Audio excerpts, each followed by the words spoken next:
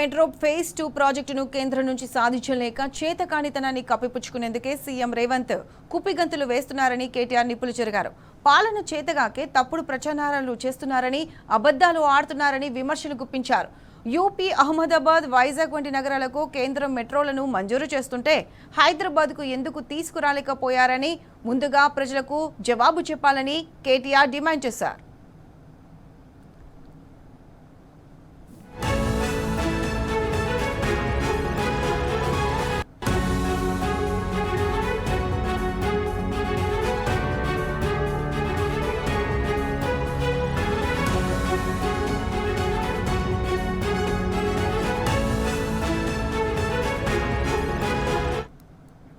Metro రెండవ దశకి అనుమతి దక్కకపోవడం రేవంత్ రెడ్డి అసమర్థ పాలనకు నిదర్శనమన్నారు కేటీఆర్.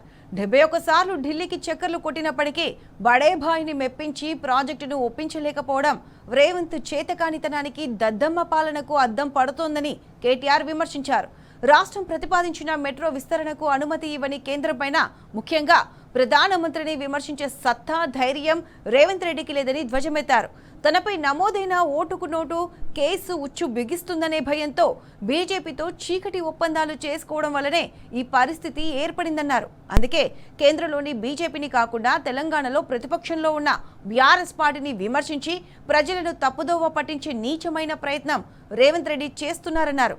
బీజేపీతో రేవంత్ రెడ్డికి ఉన్న లోపాయికారి ఒప్పందం వల్లనే ఎన్నిసార్లు ఢిల్లీ పర్యటనలు చేసినా పట్టించుకోవడం లేదన్నారు. ఈ అంశంలో రేవంత్ రెడ్డి తన చేతగానితనానికి హైదరాబాద్ ప్రజలకు సమాధానం చెప్పాలని డిమాండ్ చేశారు కేటీఆర్.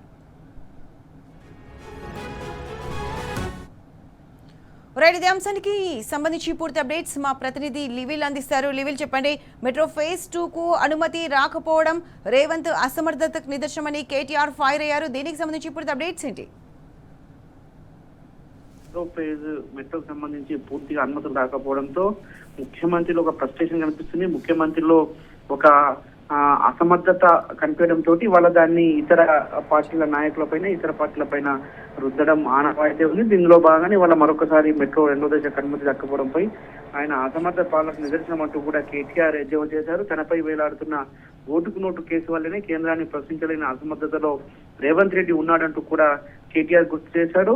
ఇవాళ అధికారంలోకి వచ్చి 30 నెలల్లో 71 సార్లు ఢిల్లీకి వెళ్లిన రేవంత్ రెడ్డి బీజేపీ దేకడం లేదంటూ కూడా ఈ సందర్భంగా ఎద్దేవా చేశారు. తెలంగాణ ప్రయోజనాల కోసం ప్రధానిని ప్రశ్నించలేని అసమర్థుడు రేవంత్ రెడ్డి, ప్రధాని ప్రశ్నించలేకే ప్రతిపక్షపై నిందలు వేసే నీచ ప్రయత్నం చేస్తున్నాడు అంటూ కూడా ఆగ్రహం వ్యక్తం చేశారు. మెట్రో రెండో దశ సాధించడంలో అట్టర్ ఫ్లాప్ అయినందుకు, మొదటి దశను ఆగం చేసినందుకు సీఎం వెంటనే ముక్కు నేలకు రాసి క్షమాపణ చెప్పాలని కూడా ఈ సందర్భంగా డిమాండ్ చేశారు. మెట్రో రైలు పూర్తి చేసిన ఘనత ముమ్మాటికి మా ప్రభుత్వంది, కేసీఆర్ కే దక్కుతుంది.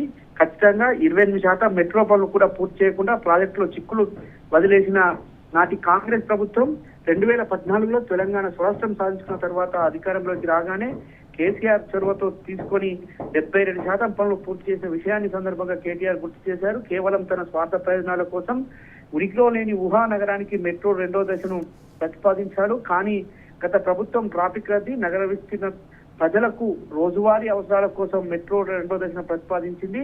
71 సార్లు ఢిల్లీకి చెక్కలు కొట్టినప్పటికీ తన బడేబాయిని మెప్పించి ప్రాజెక్టును ఒప్పించలేకపోవడం రేవంత్ రెడ్డి చేతకానితనానికి ఇది దద్దమ్మ పాలనకు నిలువెత్తు నిదర్శనం. ఎల్ఎన్టీపై బెదిరింపులు, ఆస్తులు కొల్లగొట్టే కుట్ర వల్లనే ఎల్ఎన్టీ పారిపోతున్న విషయాన్ని కూడా ఈ సందర్భంగా కేటీఆర్ గుర్తు చేశారు. ఎల్ఎన్టీపై బెదిరింపులతో మెట్రో రైలు ఆస్తులు కొల్లగొట్టే కుట్ర జరుగుతుంది అంటూ కూడా గుర్తు చేశారు. ప్రధానంగా రేవంత్ రెడ్డి అసమర్థ పాలన నిదర్శనంతోనే మెట్రో దశకు రెండో ఫేజ్ కి అనుమతులు రాలేదు. ఢిల్లీకి చక్కర్లు కొట్టినప్పటికీ కూడా బడేబాయిని మొప్పించడంలో చేతకాకపోవడం మీద అంతా రేవంత్ రెడ్డి నీచపు నికృష్ట పాలనకు నిదర్శనం.